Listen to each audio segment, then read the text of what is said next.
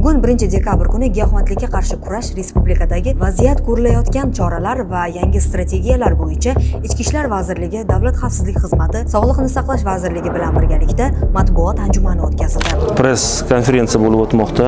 Bu press konferensiya albatta O'zbekiston Respublikasi Prezidentining 2025-yil 3-noyabrdagi PF 207-sonlik farmonlarini aholiga yetkazish, bu farmon bilan ko'zlangan maqsadlarni va kiritilayotgan yangi tizimlarni yetkazish va albatta bu borada bizga, ya'ni davlat idoralariga keng jamoatchilikni, ota-onalarimizni narkomaniyaga qarshi, jinoyatlar sodir etilishini oldini olishda yordamga chaqirish, ularni ogohligini oshirish va bevosita ota-onalarimizni va jamoatchilikni bu borada har bir farzandimizga o'zimizni farzandimizdan munosabat bo'lgan holatda ularni shu jinoyatlar va giyohvandlikka chalinishini oldini olishga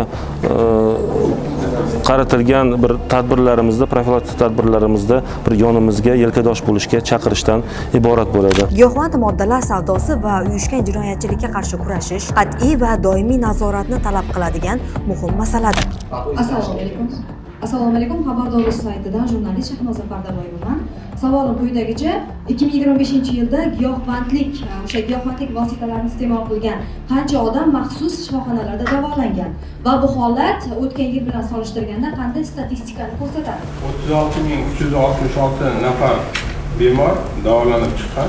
Davolanganlarning 25.919 nafari bu ixtiyoriy, 3.806 nafari bo'lsa sudning tegishli qarori bilan majburiy davolangan. Milliy dasturda belgilangan ustuvor yo'nalishlar yuzasidan Prezident administratsiyasi rahbari Saida Mirziyoyeva tomonidan kuch tuzilmalari rahbarlari bilan o'tkazilgan ish yig'ilishida narkojinoyatchilik, jinoiy guruhlar va noqonuniy qurol-yarog' aylanmasiga qarshi kurashish bo'yicha muvofiqlashtirilgan samarali tizimni qisqa muddatda yaratish vazifasi qo'yilgan. Bugungi matbuot anjumani juda ham bir dolzarb mavzuga bag'ishlandi. Bu giyohvandlikka qarshi kurash, chunki bu millat geni fondini bir aniqlab beradigan indikator sifatida qarasak bo'ladi.